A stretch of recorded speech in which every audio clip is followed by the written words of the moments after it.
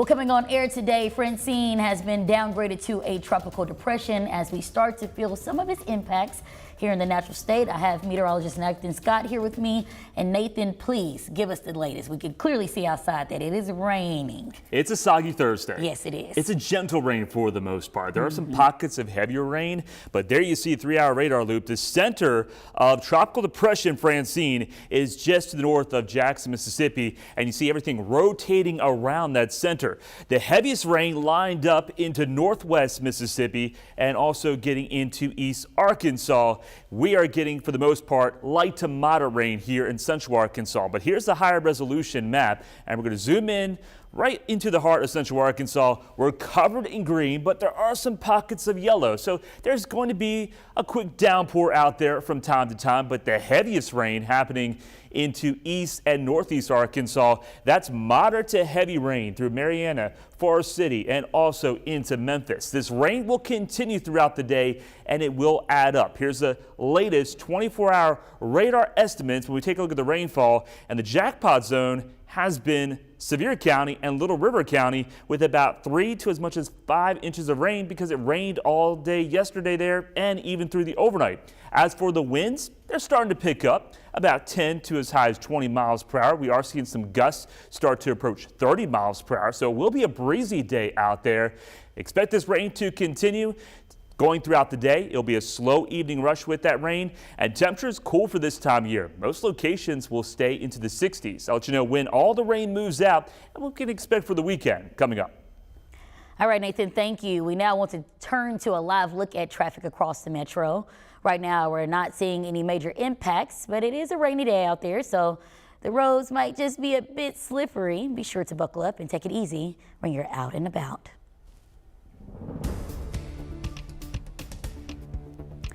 Tropical depression Francine is still on the move, and this is video showing its impact already in places like New Orleans. Dave Malkoff gives you a deeper look at the damages left behind in Louisiana. The rain fell and sparks flew, with a transformer reportedly exploding in Metairie, Louisiana. It's very, very windy. Francine made landfall in the state as a Category 2 hurricane, weakening to a tropical storm as it reached New Orleans. The Flood Protection Authority says it closed 52 floodgates to protect against possible storm surges.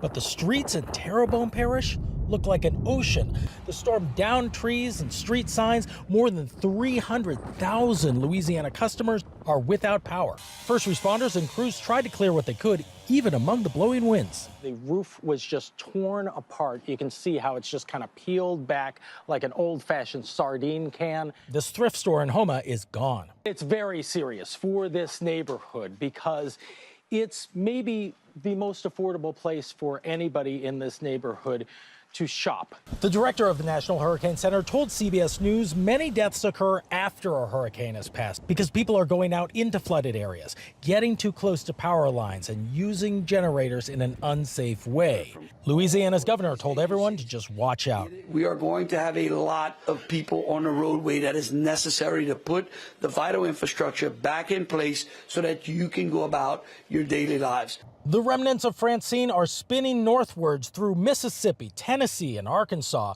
with tornado threats as far east as Florida. Dry areas are in danger of getting too much rain too quickly. Dave Malkoff, CBS News, Houma, Louisiana. In Arkansas, an early sprouting season has farmers racing to save their harvest before Francine gets to them first. Now, a recent dry spell has caused plants to mature earlier than usual. With Francine on the way, it's become the worst scenario for crops like rice, cotton, and soybeans. If the remnants of the hurricane does significant harm, it could have millions of dollars worth of damage on the rice industry alone. Running out of space, time, and speed for how hard we're trying to go. The mills and dryers and other delivery points are maxed out, running extra hours, have been for the past week. If farms aren't able to beat the clock and harvest plants quick enough, it could result in a total loss, because once things like rice is lost to the ground, it cannot be harvested. Now, with that in mind, it's the perfect time to download our THV11 app. It's free and available for Android and iPhones. Install it to have the latest weather and news at your fingertips at any given time. Well, new today at noon, just hours ago, UAPB's marching musical machine of the Mid-South received word that they'll be heading to this year's Honda Battle of the Bands. It's a major musical showdown among HBCUs each year, and our team was the only news outlet from Little Rock in the building as members of the M4 listened to the surprising news. Band leaders say it was hard keeping a tight lip as they will be heading that way next year, but it was well worth it. And tonight at 5 and 6, we provide you with new sound on what it means to be part of such a historical event. Also new today, we're getting a fresh look at the all-new Jurnee Taylor Elementary School in Jacksonville. Just hours ago, our team watched as the Jacksonville North Pulaski School District cut the ribbon on the new building. It's the second school revealed this week. We showed you the first back on Tuesday. It features a variety of new renovations and upgrades for students to soon enjoy. Well, fears have been heightened in the world of education this week. We've seen repeated threats to local schools across the natural state. A reminder, those actions could face severe consequences, and parents and students need to consider the emotional toll such threats could have on just about everyone. There's a real fear there, and we live in a broken world with broken people, and it's important that as a community we look out for each other and we care for each other. That was the director of Camp Ferncliff, who says they're consistently working to provide help to students experiencing trauma.